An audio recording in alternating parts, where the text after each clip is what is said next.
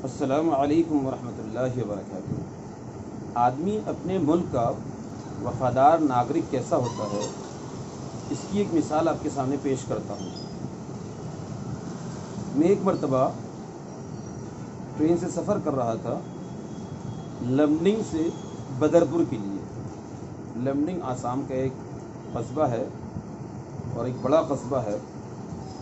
तो वहाँ से बदरपुर के लिए जा रहा था। तो लमडिंग से जब जा रहे थे तो वहाँ ट्रेन जो है रुक रुक के चला करती थी, रुक रुक के। अब तो खैर ट्रेन के रास्ते बहुत अच्छे हो गए। पहले ट्रेन बहुत रुकती थी, थोड़ी देर जाके रुक जाया करती, थोड़ी देर जाके रुक जाया करती थी। तो ट्रेन ऐसी जगह पे रुकी, रुकने पर वहाँ एक मुसलमान और एक हिंदू की लड़ाई हो गई। लड़ाई किस बात पर हुई है कि उसकी तफसील बताऊंगा तो टाइम लंबा हो जाएगा, पर मुख्तसर बताता हूँ। वो मुसलमान उस हिंदू लड़के को उसने बहुत मारा। मुसलमान लड़के ने वो बेइंतहा मार रहा है। तो काफ़ी देर से लड़ाई हो रही है और कहाँ हो रही है? ट्रेन के अंदर। ये देखिए, ये ताज्जुब की बात है। ट्रेन के अंदर लड़ाई हो रही है और जिस डब्बे में लड़ाई हो रही है, अजीब बात ये देखिए, उस डब्बे में सारे फौज भरे हुए थे, फौज। और यूँ कर रहे थे, वाह वाह अम्मा अम्मा अम्मा अम्मा, अब बिथर की तरह मारा, अब संजय दत्त की तरह मारा। तो वो इस तरह की हरकतें कर रहे थे।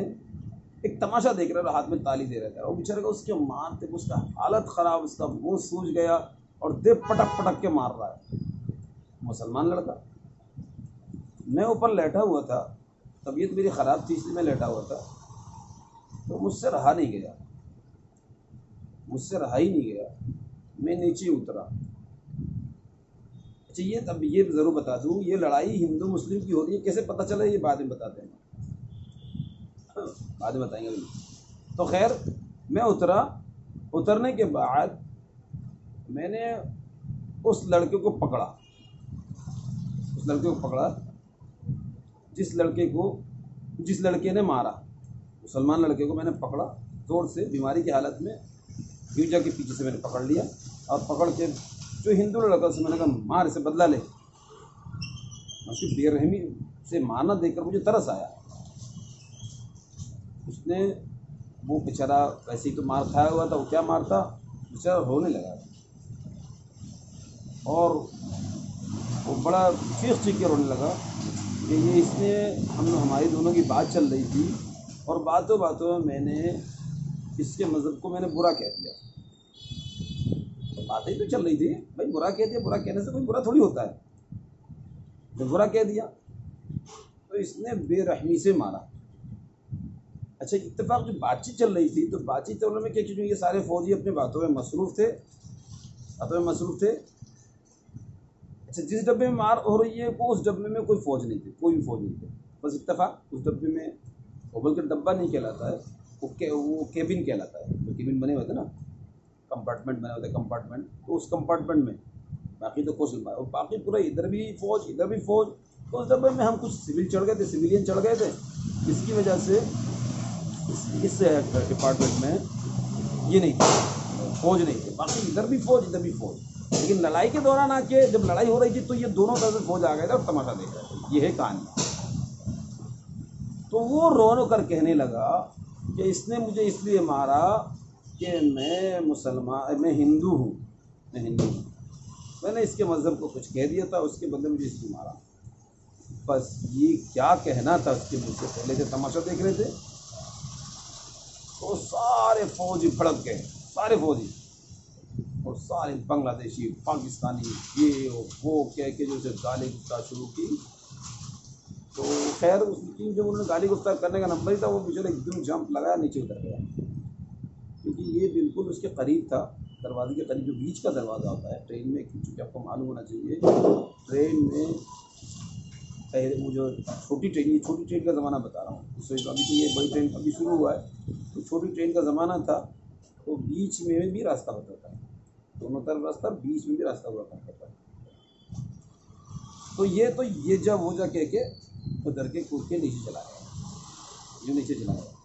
तो उन्होंने गाली गुफ्तार शुरू की, जो हरकतें करनी थी, चिल्लाना चीखना, बस आजा तेरी हिम्मत है तुझे भी बताऊँ तेरी, जो गंदी गंदी गालियाँ जो कहना था सब कह दी। मैं वहाँ था बीमारी की हालत में, मुझसे रहा नहीं गया, मैंने यूँ कहा बस बस बस बस बस बस बहुत हो गया, बहुत हो गया भैया। अगर हमारा मुल्क 50 साल में बर्बाद होना है ना, तो वो 1 साल में बर्बाद हो जाएगा अगर आप जैसे फौज छपाने मुल्क में रहे।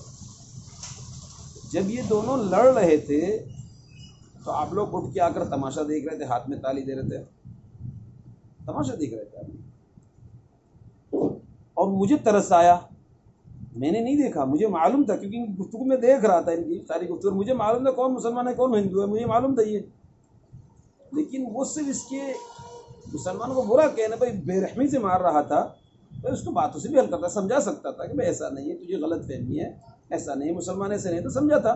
वो बजाय समझाने के दे मार और दे बॉक्सिंग और दे लात, और गुस्से से उसने इसके मुझसे रहा नहीं गया। मैं बीमारी की हालत में उतरा और उस मुसलमान को पकड़ा और उससे कहा कि मार। आज मैं ये बात कहना भूल गया, मैं उस बीच मैंने भी उसे थप्पड़ लगाया, 2-4 जो मुसलमान था मैंने भी उसे थप्पड़ लगाया। मैंने कहा चल, तुझे अगर तेरे मज़हब को बुरा कहा तो तू समझा था इसे, ऐसा नहीं उसकी बदगुमानी को दूर करता जो भी इसके दिल में है, या उसने असबियत में कहा जैसे भी कहा तो उसको कोई और सहारा लेता, लेकिन ये थोड़ी बेरहमत से मारता। तो भाई मैंने उसे छुड़ाया, आप लोगों ने तो आप लोग तो तमाशा देख रहे थे। मुझे कहो, मेरे सर पे तो टोपी भी है, मेरे चेहरे पे दाढ़ी भी है, मैं तो कुर्ते में कुर्ता लगाया हूँ, बताओ मैं कौन सा हूँ, मैं कौन हूँ? मैं पाकिस्तानी हूँ, मैं बांग्लादेशी हूँ, या मैं हिंदुस्तानी हूँ? अब वो बस कहना ये था, तो चुप खामोश कि भाई इसका तो पता भी नहीं है ये मुसलमान है या मुसलमान नहीं है, कुछ पता भी नहीं है, इसके होलिये से कहीं नज़र आए से कहीं लिखा हुआ है, इसकी सूरत से शक्ल से कहीं मुसलमान नज़र आ रहा है। बस ये नफ़रत की राजनीति छोड़ दीजिए, और ये नफ़रत की क्या कहते हैं, नफ़रत के साथ ज़िंदगी जीना छोड़ दीजिए। अगर नफ़रत के साथ रहोगे, अज़बियत के साथ रहोगे, तो बताओ इंसाफ कैसे कायम करोगे? कहीं फसाद हो जाएगा तो इंसाफ कैसे कायम करोगे? बताओ आप, कहीं खुदा ना खास्ता किसी कम्युनिटी से गलती हो जाए, किसी कम्युनिटी से, और वहाँ मारकाट शुरू हो जाए, तो आप लोग वहाँ इंसाफ कायम कैसे करोगे? आप तो वहाँ मज़हब देखोगे भाई, अब तो मज़हब देख के करोगे काम, कार्रवाई करोगे, वहाँ इंसाफ कैसे कायम होगा? जुल्म सितम कैसे ख़त्म होगा? तो वहाँ पे कमांडर जो थे उन्होंने वाकई ऐसा से रियलाइज़ हुआ, वो आए और आने के बाद कहा खान साहब गलती हो गई, वाकई ये बहुत बड़ी गलती हो गई, ऐसा नहीं होना चाहिए था। और आप जैसे लोग अगर हिंदुस्तान में 2-4 हो जाएंगे तो उम्मीद है पूरे हिंदुस्तान में इंसाफ कायम हो जाएगा। बल्कि ये भी कहा अगर पूरी दुनिया में हो जाए तो दुनिया में इंसाफ कायम हो जाएगा। खैर मैंने उनको भी समझाया, मैंने ये बात मुनासिब नहीं है, आप अपने सिपाहियों को समझाइए कि इस तरह की हरकतें करना अच्छी बात नहीं, ये गलत बात है। आप लोग इंसाफ दीजिए, यहाँ जुल्म किसने, मजलूम का साथ दीजिए, वहाँ मजहब मत देखिए, हमेशा मजलूम का साथ दीजिए और जालिम को सज़ा दीजिए, वहाँ मजहब मत देखिए। अगर मजहब देखोगे तो आप कभी भी जस्टिस नहीं कर सकते, इंसाफ कायम नहीं कर सकते। खैर आइंदा इसका ध्यान रखिएगा। फिर मैंने उनको खिलाया पिलाया सफ़र में, और कुछ बातें जो बात कहनी थी कह के जाओ, वो कहने के सर कुछ हमें सिखाइए, वाकई बहुत अच्छा लगा आपकी इन बातों से। खैर मेरा कहने का मकसद, इस वाक़े का कहने का मकसद ये है कि हम हिम्मत से काम लें। कहीं पे भी आप चाहते हैं कि वहाँ पे इंसाफ कायम हो तो आप डरिए मत, क्योंकि अल्लाह ताला हक़ का साथ देता है, हक़ वाले का साथ होता है, अल्लाह ताला हक़ वाले का साथ होता है, अल्लाह ताला बुज़दिल का साथ नहीं होता है, ना जालिम का साथ देता है अल्लाह ताला। हमेशा हक़ वाले का साथ दीजिए, अल्लाह ताला आपकी मदद फरमाएगा, क्योंकि हक़ के सब प्यासे हैं, हक़ की सबको तलाश है। अल्लाह ताला हम सबको कहने सुनने से ज़्यादा अमल करने की तौफ़ीक़ अता फरमाए। फिर मैंने खैर उनसे ये भी कहा कि भाई मैं एक मुसलमान हूँ, मुसलमान की ज़िम्मेदारी है इंसाफ कायम करना, और यही हमारे इस्लाम की तालीम है। और दूसरे नंबर में एक अच्छा हिंदुस्तानी हूँ, मुझे अपने मुल्क से मोहब्बत है, मैं अपने मुल्क में फ़साद नहीं चाहता, ये मेरी इस्लाम की तालीम है। तो इससे बड़े खुश हैं। अल्लाह ताला हमें से सबको सही समझ अता फरमाए। अस्सलामु अलैकुम व रहमतुल्लाहि व बरकातुहू।